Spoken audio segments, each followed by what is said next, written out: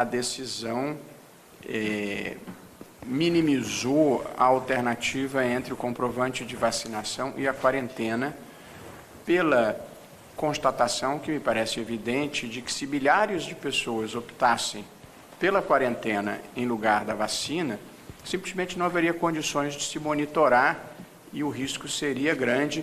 Nós conseguimos, no Brasil, uma vacinação muito ampla. O Brasil é um país exemplar em matéria de vacinação. Nós conseguimos conter o número de mortes, está abaixo de 200 a média, e, portanto, nós não devemos facilitar nessa matéria.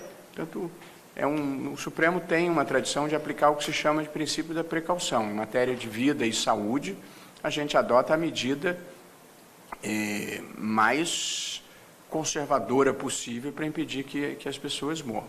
Então, palavras do ministro Luiz Roberto Barroso, que falou hoje sobre essa decisão dele.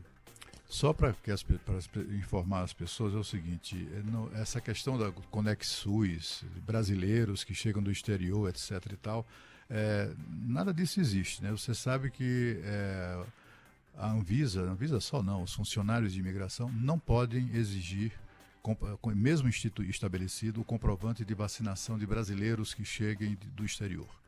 Brasileiros estão fora disso. Então, assim, o papel do ConexSUS na implantação dessa medida é absolutamente periférico, não tem nenhuma relevância, né? Porque, por lei, os brasileiros não podem ser impedidos de entrar no seu próprio país, ainda que não estejam vacinados, né? Essa que é um princípio que a gente precisa destacar, né? Quem chega, aliás, você pode conversar com quem quer que tenha ido ao exterior recentemente, eles dirão ou vão relatar a mesma experiência. Tudo o que se pede dos brasileiros que chegam do exterior é o formulário da Anvisa.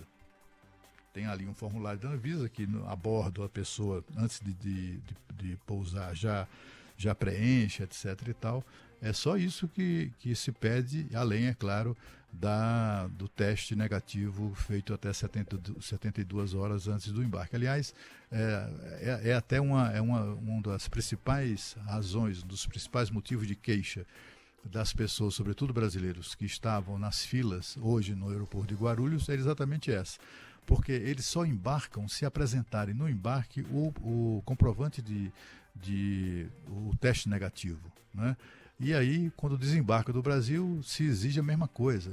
Só isso já foi responsável por metade aí do tempo de aeroporto, de demora das pessoas para serem liberadas hoje nos aeroportos internacionais, mas sobretudo de Guarulhos, em razão daquela chegada simultânea de 4.000 pessoas sobre a qual nós já tratamos. Mas brasileiro não. O brasileiro não se pode pedir comprovante de vacinação de brasileiro.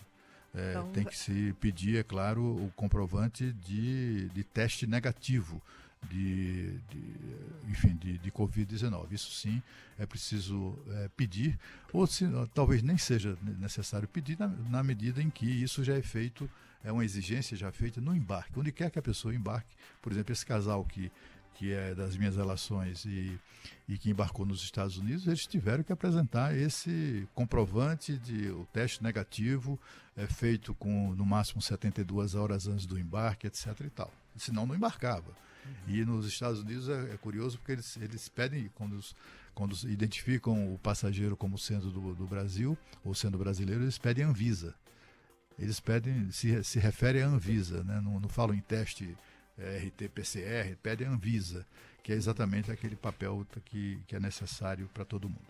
Sinal, acredito que foi mais uma desculpa esfarrapada do Ministério para adiar o início do cumprimento dessa mínima medida sanitária, que seria impor 5 dias de quarentena para quem chega sem vacina no Brasil. Mas, enfim, eu também conversei com algumas pessoas que chegaram nos últimos dias do exterior e até essa decisão, antes dessa decisão de impor a quarentena, os relatos eram de que estava meio solto, sabe? Não tinha uma cobrança muito rigorosa. De repente, a cobrança veio e a fila é consequência desse aumento do rigor na cobrança do mínimo, que é o teste negativo.